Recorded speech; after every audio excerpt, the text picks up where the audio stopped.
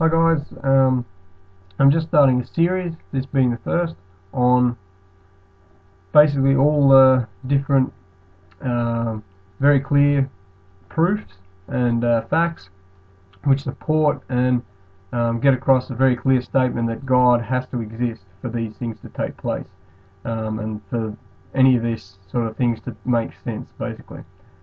Firstly, I want to talk about sort of the supposed argument against creationists, against scientists or evolutionists, more to the point, that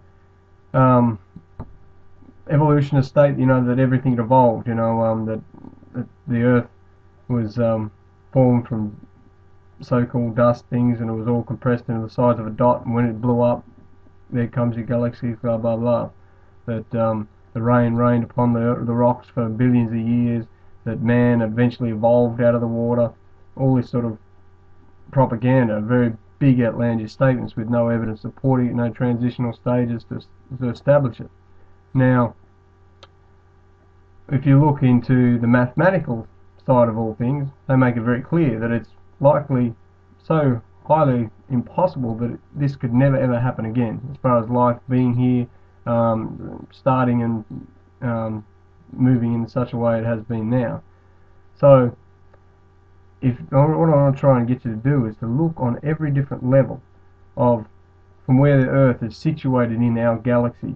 That if you knew and did the research on what takes place in the galaxy itself, in places outside of where Earth sits, that it's very scary and freaky to of what different things are succumbed to a lot of different planets and in those particular areas.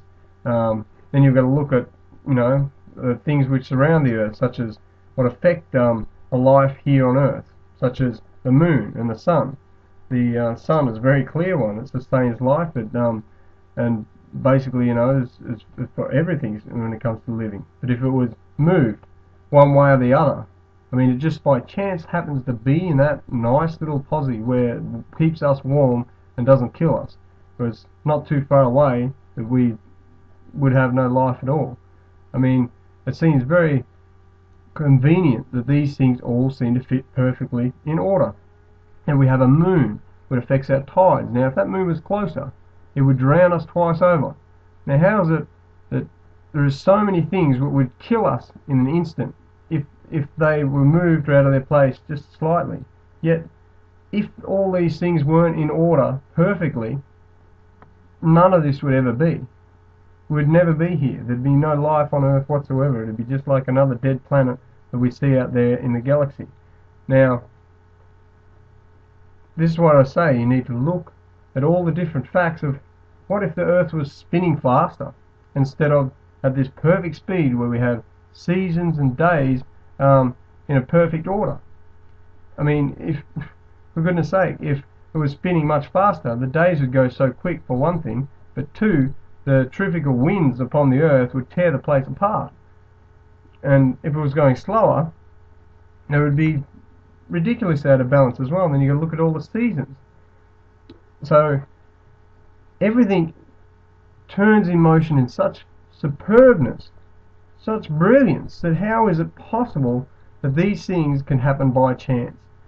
You've got to look at how does the energy come from? Where is such strength and power and brilliance to put it all in its perfect order? It must have had a higher intelligent form to create such incredible design. I mean, even now we're half only just scratching our heads about when it comes to DNA, cells.